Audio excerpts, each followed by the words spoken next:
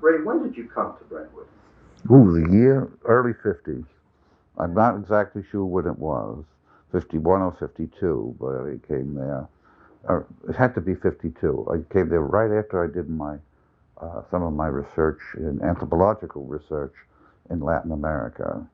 I had been co-author of a definitive book on Puerto Ricans, and had we had a grant given to me to go to Brentwood because it had the second largest population of Puerto Ricans in the United States. And that's how I started The there. first largest concentration was probably in Manhattan. That's right. Exactly. Okay. I just took that for granted. Everybody would know Yeah. that. Now you were in Brentwood from the early 50s till about what time? About 5 years. Uh-huh. Okay. And that, I remember you had left just prior to my arriving because I came in the early 60s and I remember the talk that you had been there and you were involved with the Ford Foundation grant. Is that? Yes, I wrote the Ford Foundation grant. Okay. Uh-huh. And I was, Tell us a little bit about that. well, I don't know. I became enamored with Bruner Yes. and Jerome Bruner. yes, and I was enamored by the discovery method of learning, and we actually it was on the impetus of the uh, supervisor, Hoyt, that he kept on pushing me, and I had just tremendous help from so many people. The Swenson brothers, one did help me with social studies, the other one helped me with English. Now the Swenson brothers were Ed Swenson and Charlie. Charlie Swenson. Uh, then Greta Marine, Uh-huh. and her husband, and Mallorca. John Morocco. Yeah, John Mallorca. No, a very interesting thing happened before we were awarded the grant.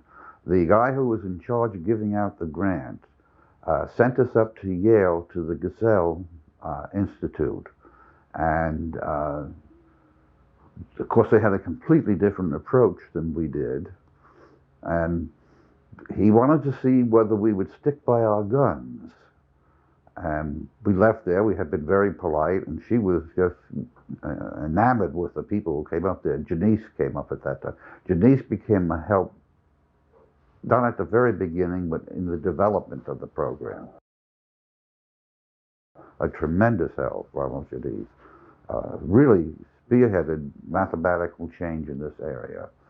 Um, and we just said we can't go along with her.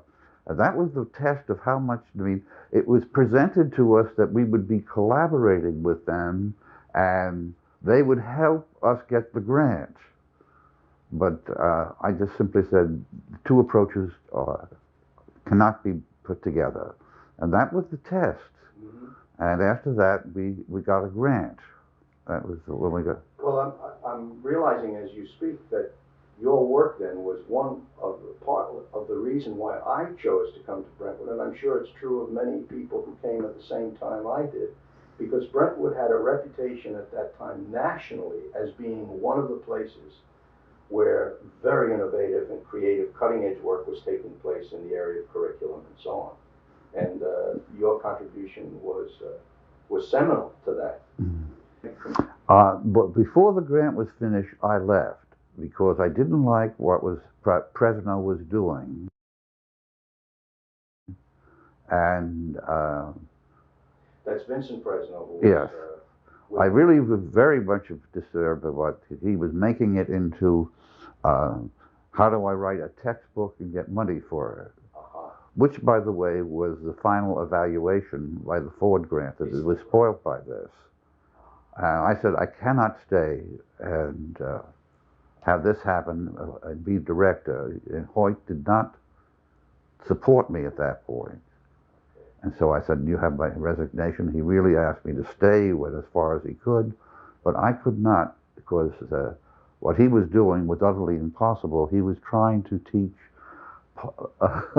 Talcott Parsons at the first grade, and that is incompetent. It's incongruous. I mean, the way he was trying to teach us is incongruous to the. Wasn't that Jerome Bruner at the time was his little book, The Process of Education, was saying that you could teach any child any subject at any time in some form. Mm-hmm. So it was consistent at least with that philosophy. That's what he used as his the way he was trying to. Well, first off, he didn't understand Parsons, and second off, he presented it far beyond that which anybody in the concrete operational stage could understand. I mean, college students can't understand Parsons' theory of ends. So that was the argument, and I was somewhat ready to leave for them. At the same time, Hofstra got rid of their dean, and I was asked to, and this is where my job was by that time, to head both the elementary ed and secondary ed, and I was over my head just in that. Oh my goodness, yes. So I just So you were at Hofstra then as in the education department? I was at that time I was in the education department. Yeah. Previous to that, I had been I was sort of split between anthropology and sociology and the area of education. I was only teaching one course because I was all taken off in the grant, but I just couldn't do the administration part. It occurs to me, and I'm not quite sure whether this had any connection with what you were doing at Brentwood, but there was a period of time when manipulatives, like the Cuisinart rods, I remember they. Yeah. Was that part and parcel of any of the programs? Yes, but that was Janice. It was Janice. As he brought over. In fact, we were one of the 5 schools selected to do what was then called the Maryland Math in the United States. And we held things in the summer, and people from all over the United States came. Interesting in the sense that in the generation that has followed that period of time, there is now an explosion of interest in educational manipulatives and mathematical manipulatives and so on, and we're back once again to not necessarily the Cuisinart rods as a teaching tool, but with similar kinds of tools and shapes and so on.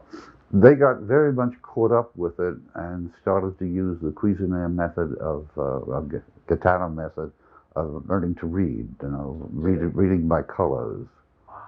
And I was nowhere near as enamored with that as I was with the mathematics, which I thought had some sound basis.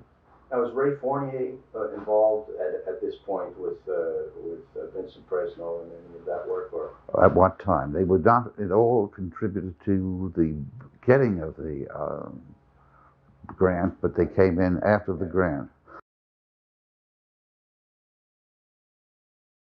I had relied on the 2 Swensons to take over, and each of them were given high administrative jobs, and I lost them. And with that, I really felt that the Ford grant was torpedoed in a very real sense. These Fresno and Fournier, Fournier's a nice guy. Fresno was a psychological wreck. When he went into a plane, he had to hold his hand when he got over the ground. And it was just one of the. But he was about the best we could get at that point. And Brentwood was running at that time a very aggressive recruitment campaign all throughout the Northeast, as I recall. Hoyt would go up to Massachusetts and Maine, New Hampshire to try to find teachers. Very different. Barocca came from Maine. Stan Yankowski, who became the principal of Vermont. But there was an active recruitment. Absolutely. The thing what Hoyt used to love to say was, when I came there, in fact, the administration building wasn't used. It was just that little elementary school. And he used to say... That was the village, probably, the village. School, yeah. We went from 400 students, to just over 400 students, to over 400 teachers in 4 years. Oh, my goodness. There's some growing pains. Wow. Yeah. The teacher's reaction to me was that, because I'm not an educator, I mean, by profession.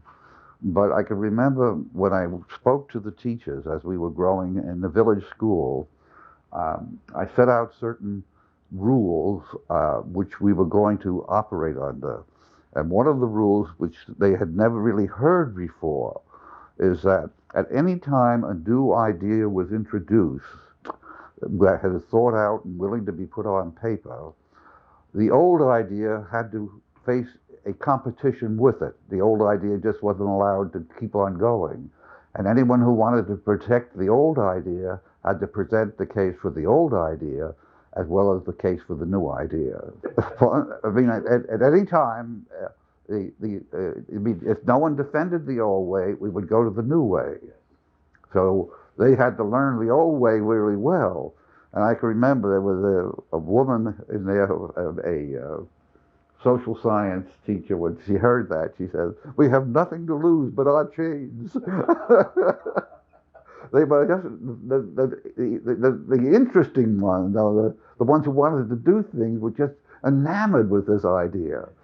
That they didn't have to, beat the old one down, the old one had to beat them off. Defend itself, sure. Yeah. I mean, quite a different atmosphere. I was just about to say the atmosphere at the time, given the fact that there was such a shortage of teachers and then administrators as the system grew, very often people moved up through the chain of command to central administrative posts, and you've already alluded to that. Hoyt liked that. Hoyt also liked to get a lot of passive people around him. He had enough, like Janice and myself, who were stir-uppers, and then he would take other people and put them around him, close around him, who were really quite incompetent, but would never give him trouble. Now, the interesting thing that I associate with this is that when I arrived in Brentwood, there was a climate of acquiescence to administrative decree and for direction, which gradually changed until the time when Brentwood teachers, particularly at the high school level, were a very, very recalcitrant bunch of individual thinkers. And it was from out of that the association began to take form, and ultimately the union came in. And you were long since gone from Brentwood when the politics of that kind began to. Oh, I got the union in. But okay, tell me about that. Oh, I contacted the union. Greta Marine was a great pusher for this, and so was Hank. In fact, when we were holding meetings one time, the administrators were present. I had taken such a strong stand. I was considered staff and not line. You were? Ah, okay. And I insisted upon that, so that people could talk to me and realize it would not in any way affect their thing. And they found I got the reputation. They could ask me for a letter of recommendation. I had this all spelled out. They could ask me for a letter of recommendation, but they would know I would never say anything to any of the principals about them unless they requested it. What you're saying is that you had the trust of once I proved that this was an actuality, I had the trust of the people. They would be willing to. They won't go far to expose their jugular because people aren't psychologically that sound, but they were willing to expose things to me, and there would be people just lined up to see me after the second or third year. I would be sitting in a corner table in a small cafeteria in the high school this time, and the people would be lined up to see me, and they would stay after school. What a wonderful testimony that is, because trust is basic, of course, to the... And they found out I knew how to help them. Yes. Yeah. My thought, although I was a curriculum person, and I did a lot in terms of creating curriculum, my thought, as far as they were concerned, was how do you handle students? Mm-hmm. Mm-hmm. Now, this was at a time when there was only one high school. There was, as a matter of fact, in its early stages, Brentwood did not have a high school. When I first went there, it wasn't there. I was there at the opening ceremonies of the high school. Well, the R.O.B.S building, this was. Yeah. I don't know what it's called now. It used to be called Sonderling, I The thought. Sonderling is the newer of the Or two two, yeah. complexes. Uh-huh. Okay. And Sonderling was at one time the president of the board, I believe. Yes. Of Uh-huh. the Board of Education there. Uh-huh. Well, there are many questions that come to mind, but you had other roles then? You say you were a staff person and were seen as a staff person, besides being the director of the grant and the writer of the grant. What other roles did you play in Brentwood while you were for those years? At the very first thing, I wanted to prove I could teach anybody, and I did remedial reading.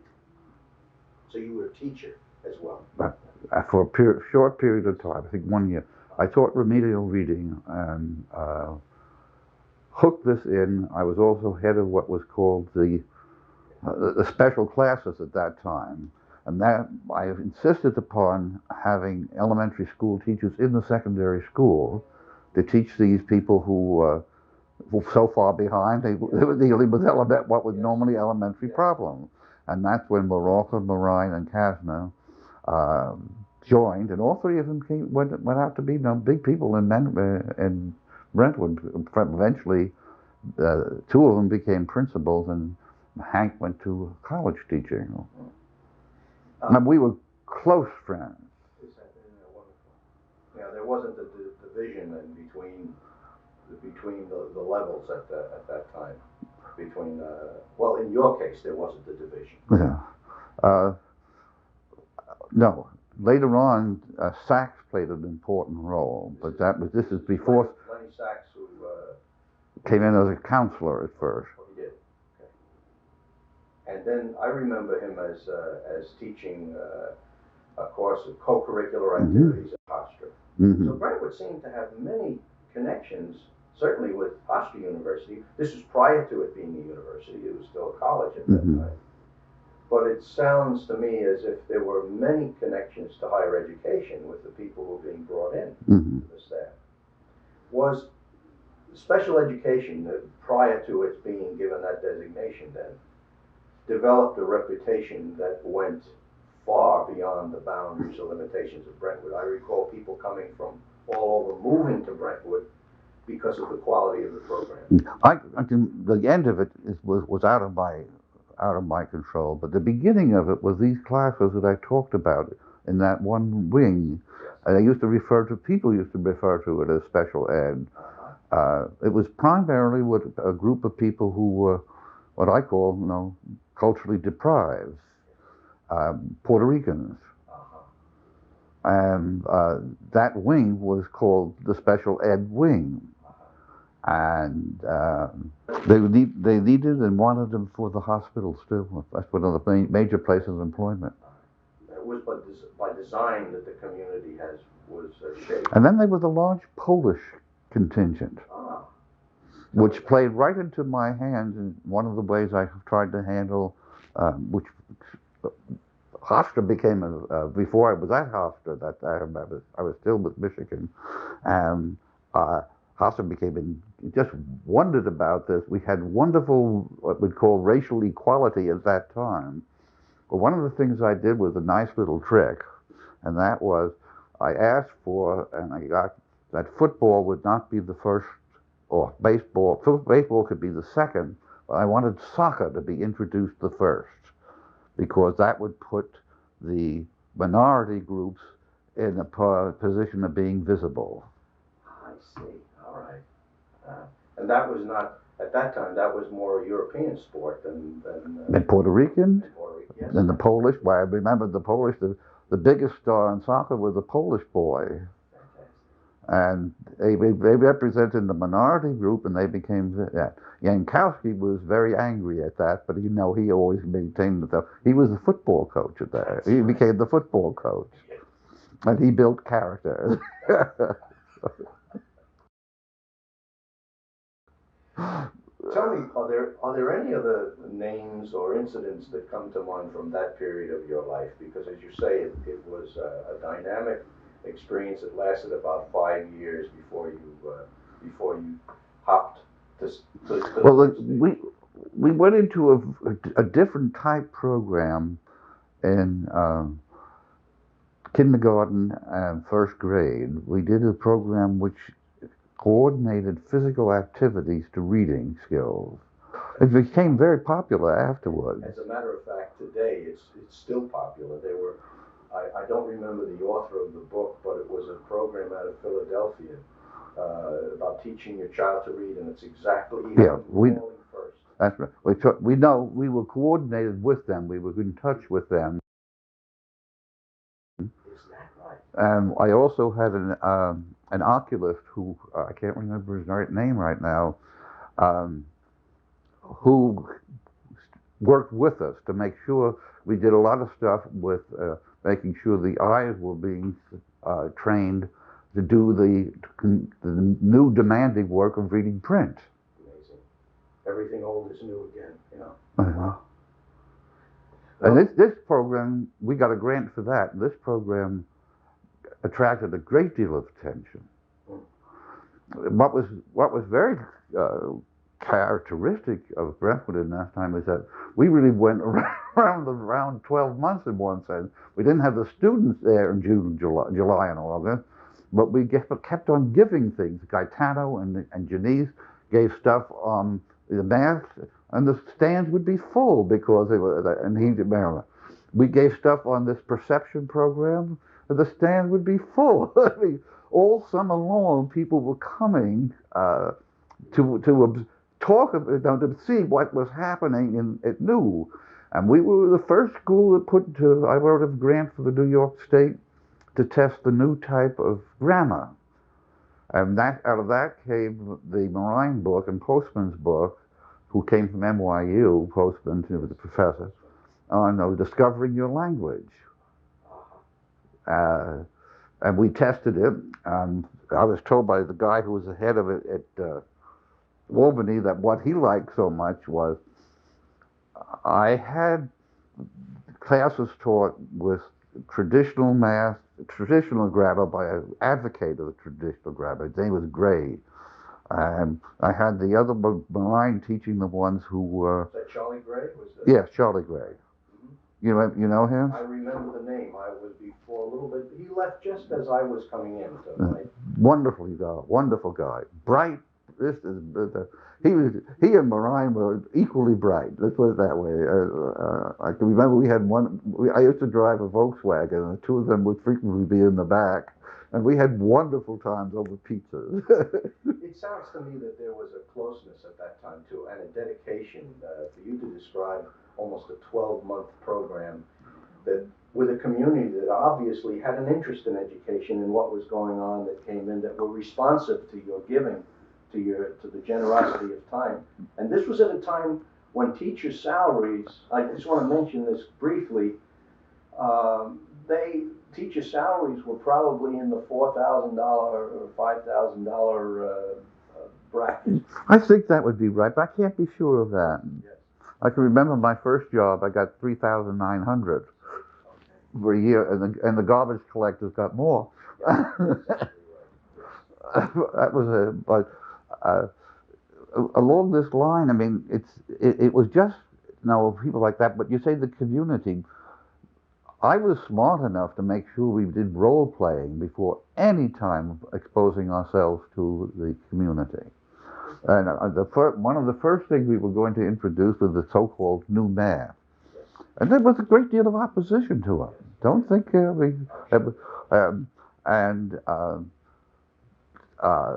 but the very first question we got, I never threw at my board. I had a board up there with me, Janice and a couple of others, and it was a funny one like that. I mean, we gave the presentation, and I opened it, and I asked this gentleman for the question, and he got up and said, "Isn't this a communist plot? We're going you're going to forget how to add and multiply and so on like this, and this is all a communist plot to weaken the United States." I had never dreamed of a question like that. Now, it's 1950s. This is right in the middle of the McCarthy period and the fright in this country, and that poison did not did not disappear from the district, because well into the 70s, those fears on the part of some people were still around. But that's Mhm. remarkable that you mentioned Let me get one other thing in about testing. And I'm going to Yeah. paraphrase Winston Churchill. And he said something to this effect, and this is why I thought that method of testing was so good. He says, I do not know why teachers try to construct questions to find what I don't know, and why they don't construct questions to find out what I do know. And that was something, I still remember it. I just wanted to be able to give the students the opportunity to show what knowledge they have mastered and why it was important. So important. And in terms of self-confidence and self-esteem and all the things that you mentioned before. It's a very important thing as far as I'm concerned with education. Sure. Tests are usually constructed, as he says, to try to say, what don't they know? Try to catch you with what you don't know. Unfortunately, much of what we know as education is designed to help the student overcome their ignorance. And from one level to the next, you're still, even to graduate work and beyond, you're still overcoming ignorance to the next level, which puts the emphasis, it seems to me, on the wrong syllable. Yeah. Well, I was voted the professor of the year at Michigan State, and the students enjoyed it so much they made what they call a Scheeleanity book, and it was a book about. It was composed at the Greasy Spoon, of course. Yes. That was real fun. I read it, and they loved this test method. They really loved it. When were you out at Michigan State now? What period was it? 55, about when Biggie Munn was there. Okay. I want to go in a different direction, if I may, Ray. I'd like Sure. to go back to talk a little bit more about you personally. Where were you born? When were you born? Where were you born? I was born in Woodhaven, and we lived there for about a year, and then I went over to Stockholm, and then I came back, and we lived in Woodhaven again. Now, Woodhaven is where? I'm not familiar. Queens. Woodhaven, Queens. Okay. It's right next to Richmond Hill. Some people know that, and it's west of Jamaica. Yes, I should know. Sure, it's on the Long Island Railroad. Woodhaven is this stuff. Mm-hmm. No, I didn't live too far. 89th Street, not too far from Woodhaven Boulevard. Yes. Okay. Mm-hmm. And I got one of my jobs was working for a pet shop. And, One of your first jobs? Yeah. Yes. On Woodhaven Boulevard. Tell me about your mother and father. What were they like? My father was a very kind man. I don't know that. He was a chemist and was a college professor. He taught for City College during the Depression and during people don't know that they didn't get paid. Yes. There was a hiatus of time when no money was coming in the house except what we did in terms of that. And it was very tough. I mean, I was hungry. I can remember eating hedges because I got so hungry. The leaves of hedges, which could get you feel like you had something in there. Yeah, these are times that people, and you walk down the block and several of the houses would be boarded up because they were closed by the lack of mortgages and things like that. And this Woodhaven was not considered a poor district. Not at all. No. As a matter of fact, at that time, Woodhaven was outside the city. It was in the city, but it was still, I'm sure, had a suburban flavor to it. Absolutely. We used to go to the Richmond Hill High School, used to pull in Old Forest Hills, which was where the real wealthy people lived. And Richmond Hill. These were fairly well-to-do people who, they just lost their houses. They lost everything. I read Baker, and I went through all that sort of stuff he did about having to go out in the dark and getting the milk. That's 5 cents. No, that's 5 cents. 5 cents a quart, I think, a gallon. 5 cents a gallon. Now, these experiences are but one generation, one lifetime away from people today who sometimes have absolutely no awareness of what the experience was like. And that, anybody who lived through the Depression, they always say they're Depression people. It made me, for the rest of my life, have compassion for the poor, because I never knew it until I read the book, The History of the Unemployed, that the fault really was in the system and not in the people. I knew the people, and I knew they tried, and I knew they didn't get jobs. Uh, and from that out of that experience, I mean, there was a great deal of compassion has been built in for the unfortunate. How did your mother cope with all of this? And your father was working, he was a teacher, he was a college professor, and for a period of time, as you said, was not bringing home any money at all. Well, what he had to do, he had to become a salesman for some suppliers of restaurants. He got some money like that. And I worked as a pot and pan man at 10. At 10.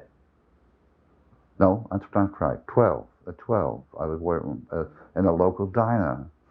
And I worked in a dairy store. Mrs. Worm, her name was, she hired me. And the worst thing of all was, they used to wear straw hats. And I got a place where I was able to get plastic stuff, which I looped over. They gave me the stuff, the raw, and I'd get, I think, 3 cents a yard or something like that. And then I would bring it back to this house. So I would frequently be doing this at the same time of what would be considered my playtime. I might listen to something on the radio and do that at the same time, and my mother would be knitting. Tell me about your mother. Describe her. Well, I think one of the best things to say about her is when her grandson, our son, came along, and she would see something good in the child, she would turn to Mary Ann and say, "Oh, isn't that great of him? It must come from your family." Is that the way? Oh my. She was a difficult lady. She sounds like a difficult lady. No, she said to Mary Ann as a compliment to her family. Her family. But what about your own family? What about your side of it? But she was gracious, and I see that as being a gracious person. I see. Okay. All right. That's how my view of her, as being a very gracious person in this here. Okay. Were there any other children in your family? Yes. I was a replacement, in fact. The Swedish frequently do this. I bear the name of my father, but there was another Raymond before this, and he died. I had brothers and sisters. How many siblings were there? 4, but one I never saw. Yes. Where were you in the last? You're the last. You're the youngest. Yeah. Mm-hmm. Are your brothers and sisters all dead? You're the remaining member of the family. Yeah. Where were your parents? You mentioned Sweden more than once. Was that your mother who was born in Sweden, or is it My father. My father. The name of Scheele is when I used to go to schools, people will say, "Are you related to August Scheele?" And I would say, "Yeah, he's my great uncle." He was frequently mentioned in the 30s as the father of modern chemistry. Is that a fact? And there's a statue of him in Stockholm in a square. And so we were a family of repute at that time. You follow in quite a tradition then. Yeah. But my father was sure there was going to be a second war, and he figured that Sweden would be involved some way or other. And so he wanted to get us over here. And that's why the family came. Right? Mm-hmm. And my grandfather came too at this time. And he went and lived in Ohio, and he started a wine business out there. And I always, as an adolescent during the summer when I went out to visit them, I still had to work.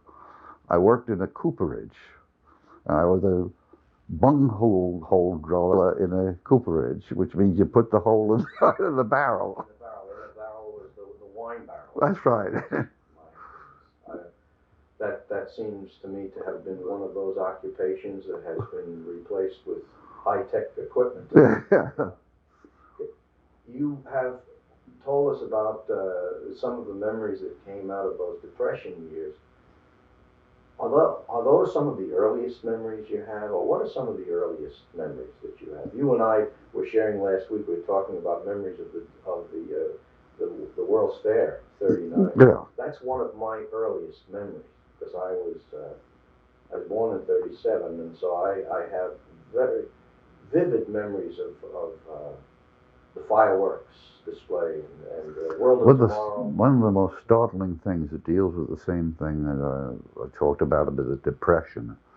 I can remember going back to see some of my mother's family in Germany in the early 20s. I was a kid too, like that, and the starvation going on. The utter devastation of people. Now, this would have been at what time that you were? Early 20s. Early 20s, yes. I could remember that with stark, I mean, like that. It's become colored with what I know about India, because I'm sure there were not corpses laying around, but my recall is almost that there were corpses laying around. But that people were so terribly sick. Which certainly would explain some of the historical circumstances that followed that kind of economic hardship. Mm. What were the other?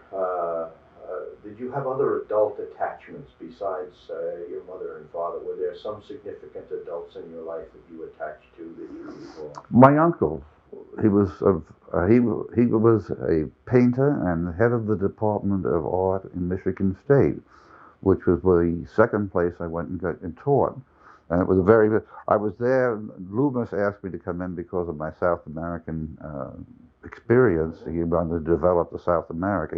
Loomis was the head of the sociology and anthropology. And when I finally arrived at the president's office, he said, "Well, we had a Scheele here once. He was a painter." I said, "Well, he was my uncle." And Loomis turned to me and said, "Why didn't you tell me?" So it would have made it much easier for him. He was getting one extra person. But right behind the guy was one of my uncle's paintings. My The goodness. Mentioned school. What schools did you attend from the time from Woodhaven on? Tell me about your education. PS 97. Then I went to Richmond Hill, but we weren't able to get into the set. We went to PS 56 and PS 90, which were branches of Richmond Hill, and then I finished at Richmond Hill. Then I went to Columbia on a scholarship. I didn't like it. I went back to Queens College and worked with a powder maker who was one of the outstanding students of Malinowski. She arranged that I go up and study with Malinowski for a semester. So I went up to Yale and studied with Malinowski, and then I came back and finished at Queens. After that, the war came along, and I was working in intelligence. And after the war, I went back to Columbia University and did all my graduate work at Columbia. What branch of the service was that you were attached to then? I was a civilian. You were a civilian. Attached to intelligence. Lightus ran this branch. He got hold of me, and I got my eyes. I'm blind in one eye. I didn't know that. If you look, you see it's a little bit high. And I can't make you out without my glasses. So I was considered physically unfit, and I went and he was tickled pink, and I worked with him in London on intelligence, counterintelligence. So one of many careers, beginning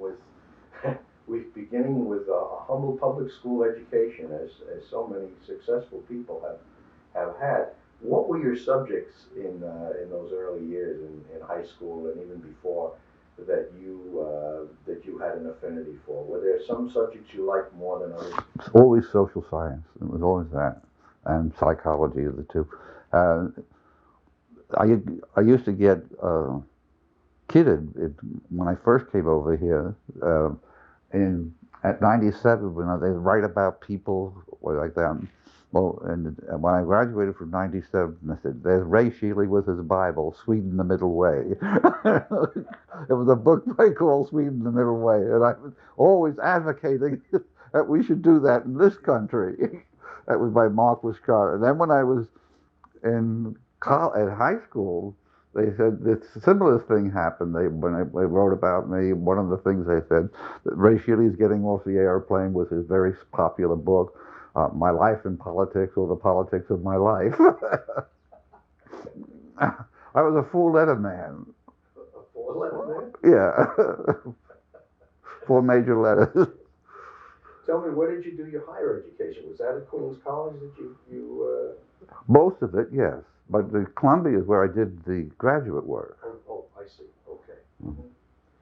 And what was the subject of the doctorate now that you The Iroquois and the warfare of the Iroquois and their northern neighbors. I wanted to get my um, doctorate out of the way before I did my field work because I didn't want anybody to interfere with my field work.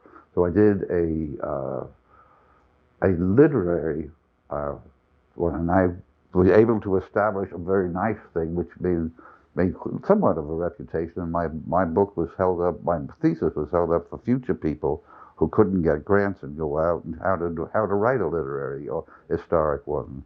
A very striking thing was noted in the Jesuit Relations, which is 72 volumes, and in 1640, Lejeune wrote that the Iroquois could no longer get beaver pelts, and they had used beaver pelts as to be able to get the various things that the white people would trade. The beaver was so popular for the beaver hat. And I had went back then, and of course the Jesuits who were there always noted when a war party went out. And I traced the number of the war party where they were 20, 10, and so on like that. So some places, you get someplace about 1640, 1,000 went out because they had to go to where they could get the beaver. In other words, war went from something religious to something economic. And there was a completely different change in the war pattern.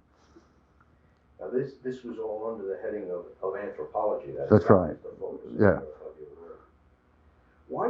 How did you come to teaching then? Was that I'm still... But when I was in there, I was attracted immediately to, although much to the disappointment of some people, to applied anthropology.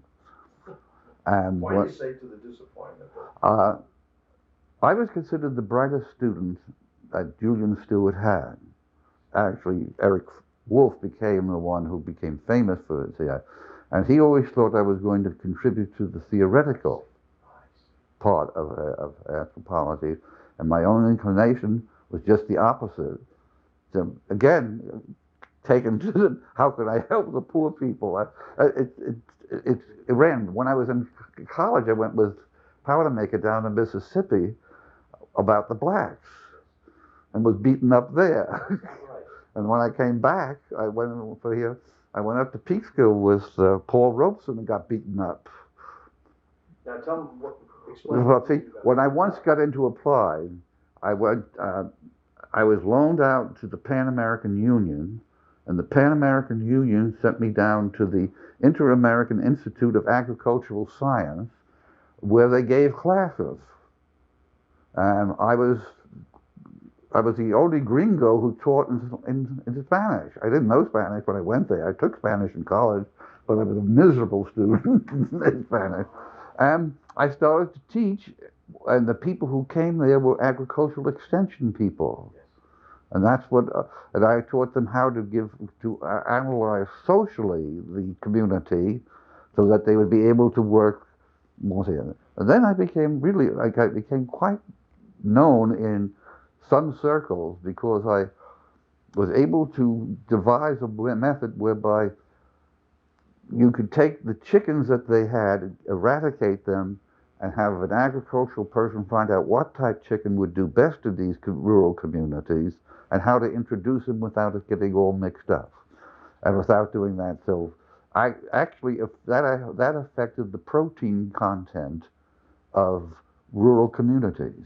Very interesting, because the overlaps I'm hearing now, which I was not aware of, is that you were quite an activist in many respects, and I'd like to hear more about that. You mentioned having been beaten up in South and working with ropes, and you mentioned, I'd like to hear more about that, but also, when Brentwood, following World War II, Brentwood became a place where returning veterans settled in the hopes of starting chicken farms, and there were at one time many chicken coops and farms for returning veterans even before the boom of housing out there.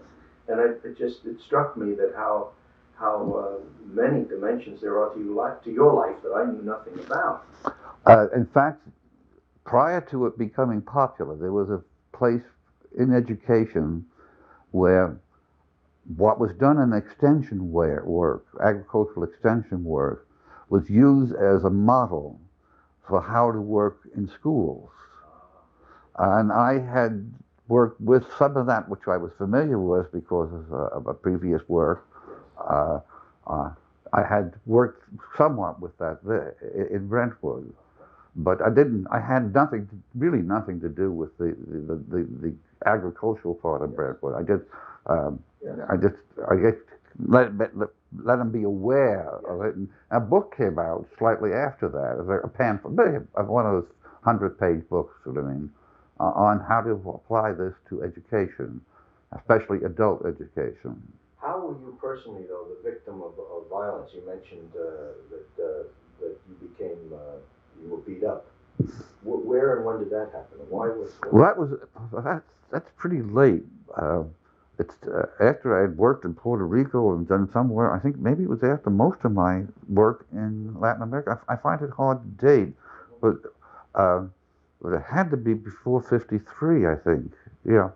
Uh, One of the big shocks of my life was when I left the country for a period of time and came back, and blacks were visible. You went into Macy's and you saw a black clerk. When I had left, they weren't even visible. But this was it's also a period, Paul Robeson, I had happened to be on stage with him uh, as a person in The Great God Brown with Dudley Diggs. I had an insignificant part in the summer stock thing. But this man was one of the brightest men I've met in my life. And I admired him very much. I admire him like I admire Orson Welles. And they were threatening he was supposed to speak in Peekskill. And the people put it on the fact that he was a communist, but it was very obvious. It was on a question of race, was very, very significant. And a lot of people volunteered to go up in buses, and the buses were overturned, and the people were turned up, and some buses were burnt. And this is in Peekskill, New York, in 1950. Yeah, people don't realize the change. I mean, as a student at Columbia, I went down to Harlan, Kentucky, where they wouldn't permit the miners to come out because they owed money to the owner's store, and they had hired Pinkerton to keep them in the compound, and they were starving them till they were being in submission, and a bunch of college kids went down there with dry milk to help like that, and we were roughed up. Yes, and this again is now in the 50s. That would be 40s. Yeah, and just but one lifetime away from where we are today. Yeah, this is a different. I mean, maybe it's not that different because I'm not involved in it that much. There might be spots where things like this are going on and it's not reported, but those days I was aware of it because I was very active. Where did you teach your first class? Columbia. Oh, you did? Oh, okay. Getting into things away from Brentwood. My contention is that when you come to Brentwood, you bring all of this with you, and so I see a very direct connection. That's how my perception. But I had a funny experience. I taught introductory anthropology, and the first test I gave, I can't remember what the term is now. What do they call a little potsherd? Yeah, I believe in the philosophy or the approach, I should not call it, to testing, that you give very easy things at the beginning so the student starts to get some confidence. I learned later on to do a completely different way, but it would be interesting. I'll bring that up later on. But I asked what a potsherd was, but I was not terribly interested in archaeology, and I guess I mentioned it just once, but it was in the book. So I said, everybody will know what a potsherd is. So we were asked to identify, was a sentence or something like that. And I got correct answers, and then I suddenly got one answer saying, a little boy watching pots. So like a shepherd. And I laughed just the way you were laughing. And I turned another paper over and I got, a little boy who watches pots. And I laughed. And I got about 5 little boys watching pots. And I said, well, these tests aren't worth anything. And I had watched them like a hawk, you know. But no 5 people could have dreamt up anything like that. At the very end, near the middle of when I went to Michigan State, I used to make them a wonderful way to do. I thought I started off by just one question, but after a while, they had to construct their own final test, justify their questions, and then answer it. And so they're moving from passive to active, and that test method became absolutely famous on campus. But you see, there is another thread that runs through your entire professional life, from passive to active. Mm-hmm. I mean, it is consistent with everything that you've had your hand to, Mm-hmm. that you've chosen that path. Mm-hmm. As a matter of fact, when you did finally retire or decide to retire, you were at that time still at Hofstra, is that yes. correct? And what year was that, Ray, that you... 9 years ago, I think it is. 9 years ago. You have not been passive since then. You have continued to lead, in quote, retirement, unquote, a very active life. Yeah.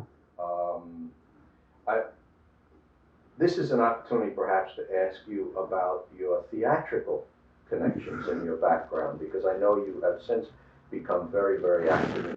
Now tell us about retirement and what that has done for you and what it has meant to you. What do you do with your time now? My retirement was brought on by a heart blockage. And as soon as I recovered, I went back to the path I had never taken. I had won and worked with a scholarship, but I had worked with Orson Welles and Mercury School, Mercury Theater, and he actually wanted me to come to Hollywood to try out for the young band and the Magnificent Ambersons, and I said, no, I'm going on. I want to become and work in education. But this was the path not taken. And when I finished teaching, I really finished teaching. I said, I'm not going to go back and teach one class or anything like that. I'm going to go after what I like. And I started to all over. I went to some of the commercial theaters here, and they just threw things together to be able to do that. And then I started to work where I could do what I want. And I can remember doing 12 Angry Men in the round, and a person who represented one of the biggest, in fact, commercial amateur stuff around here. I don't want to name the theater. Walked over and said to me, "This is the finest thing I've ever seen on Long Island." And it was I had changed the script a little bit. I used the television script, and they were able to show how tight. I put an introduction in showing that they were cornered in this room. And I said it had been recently painted and it couldn't open up any windows. The fans weren't working.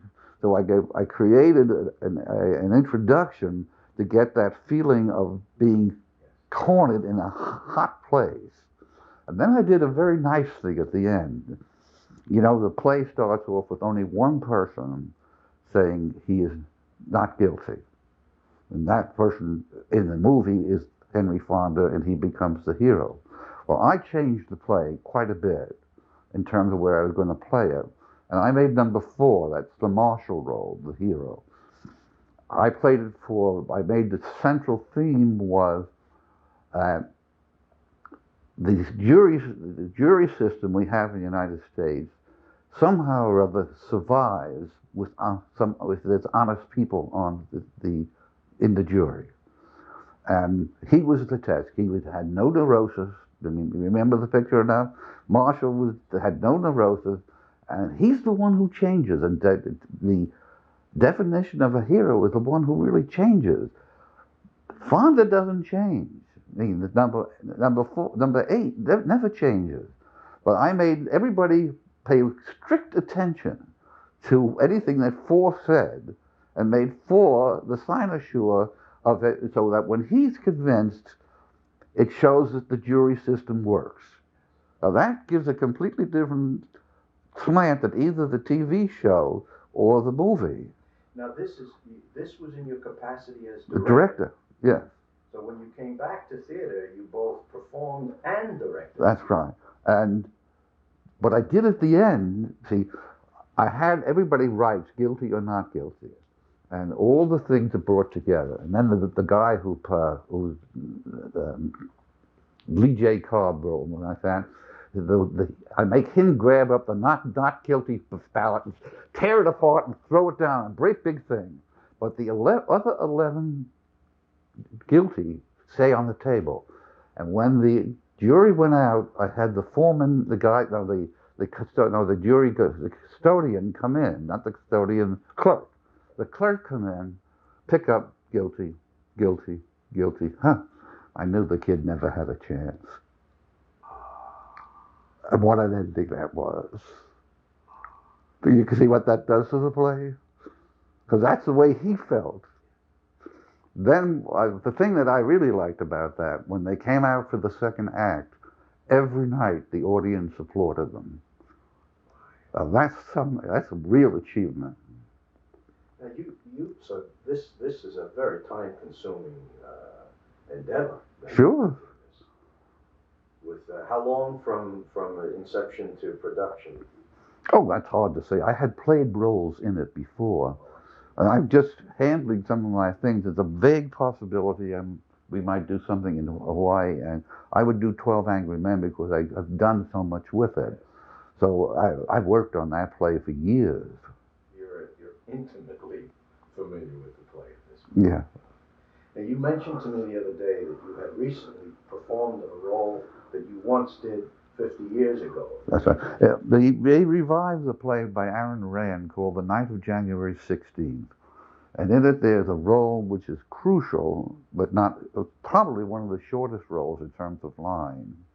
But he's crucial he is the one who really, if he does it right, a not guilty comes out. If he does it wrong, a guilty comes out. The evidence piles up against his boss, the woman of his boss. And suddenly he gets up about 3 or 5 minutes before the end of the play and says, I kill him, and explains how he told this man something, and he pleads to the jury who has been taken out of the audience, you've got to believe me, And I frequently stopped the show as I went back to my seat, but Jack Jacobson, who's really known to being a tough reviewer, didn't give the actors on the whole is too good, but 2 people got out, a person who I've worked with many times, and then she ended the review with saying, Ray Scheele played the role which the program says he played 50 years ago at college, period, experience shows. Marvelous. A good write-up, yeah. Sure is. We're coming close to the end of our time together, Ray, and so I want to make mention before we end that you have been gracious enough to give us this time because you are in the throes of a major move to Honolulu, Hawaii within the next few days, and time is of the essence. And I appreciate the time that you've given me to do this. We haven't even touched on, and I just want to mention it because these were not careers as such, but I know that there were some of your many varied interests, hobbies as it were. I can recall that there was a time when you were very involved with the propagating peonies and horticulture and have flowers named after you. I have a recollection of your breeding Dalmatians, as I No, not German Shepherds. German Shepherds. Okay, German Shepherd. Um, I Um, I can. There are. You also were for a while. You were active as a therapist, as a That's right. as a Well, therapist. they were the time when it was called Bloody Monday, and Hofstra fired over 100 people. And there was a possibility that Hofstra could close down. So at the age of 50 some odd, I hustled over to New York, went to the psychoanalytic clinic over there, got out of there, and started that in case we got fired. Just in case, yes. We didn't get fired, in case the place collapsed. So I had something to fall back on, and Marianne, of course, has a tremendous reputation. I was willing to, if she got a job, I would go and I would be able to practice. Now you mentioned Marianne, Dr. Marianne Raymond, yeah. who is your significant other, your wife of how many years now? I can't tell that because she's younger than the number of years we've been married. Somebody wanted, when I was in the night of January 16th, somebody wanted to know my age, which I didn't tell them, but I said, oh, we're celebrating our wedding anniversary. I have to take that. I can't come to that rehearsal. And they said, which wedding anniversary? And I said, well, I can't tell you because my wife is younger than our anniversary. And of course, I know your son Scott from the time that he was an infant, and is now a successful attorney in Washington D.C. And an absolute joy. Yes, Yesterday. I know how proud you are of him because we have. Yeah. There, I'm not used to neologisms, but I always felt that the English language didn't have a word that is very, very important, and that so I invented a word in relationship to my wife and to my son and my daughter-in-law, and that is co-joy, where the two people experience joy, and it's a circular reaction. They're happy because they're happy, like that. We have no English word, as far as I know, and nobody has ever told me of a word, but he gives us co-joy.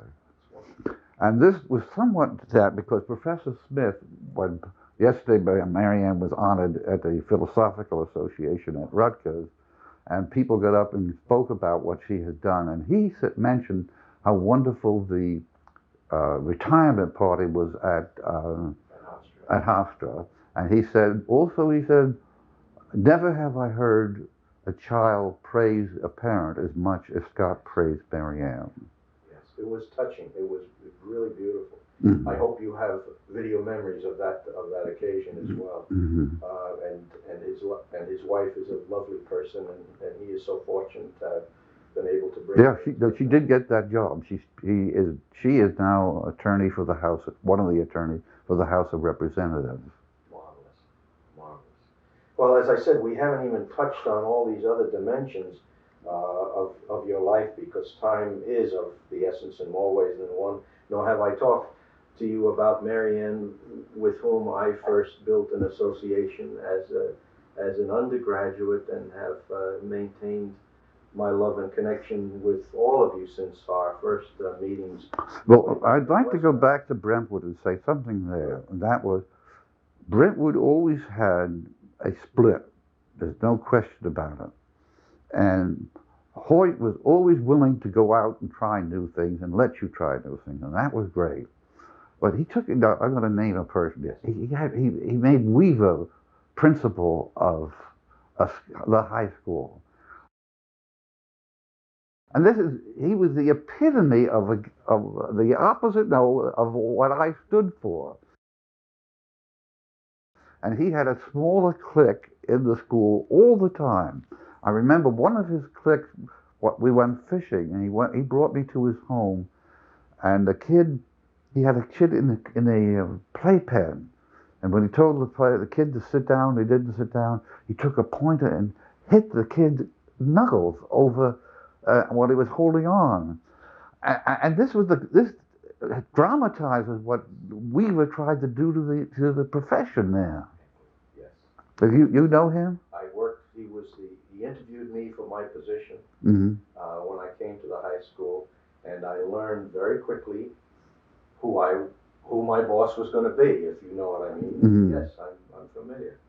Well, being what the English call a sociological anthropologist, they don't have a separate anthropology. They call it cross-cultural sociology. Uh, the major change has to come in the nation and not in education. Education will be affected by what happens nationally. And although I think there's no question about it, Clinton's heart was in the right place. We are now so politically oriented in getting people there that unless there's major changes in that, it's a disgrace that this country is the leading country where the difference between the rich and the poor has increased the most during the last decade. I'm talking about what we call manufacturing country. I'm not talking about some of the rural places where they just have Rajas and slaves, but compared to Germany, England, and Finland, places like that, the disparity between the poor and the rich is becoming greater. And with that happening, it's going to be, that is lethal on public education. And the greatest thing that could happen is an increase in the middle class. That's how education will, I just can't say go use this curriculum. I think charter schools and things like that are great, but they're fighting a losing battle as long as this trend goes on where the rich get richer and the poor get poorer. Well, I see a tremendous parallel between the theater and education in this respect.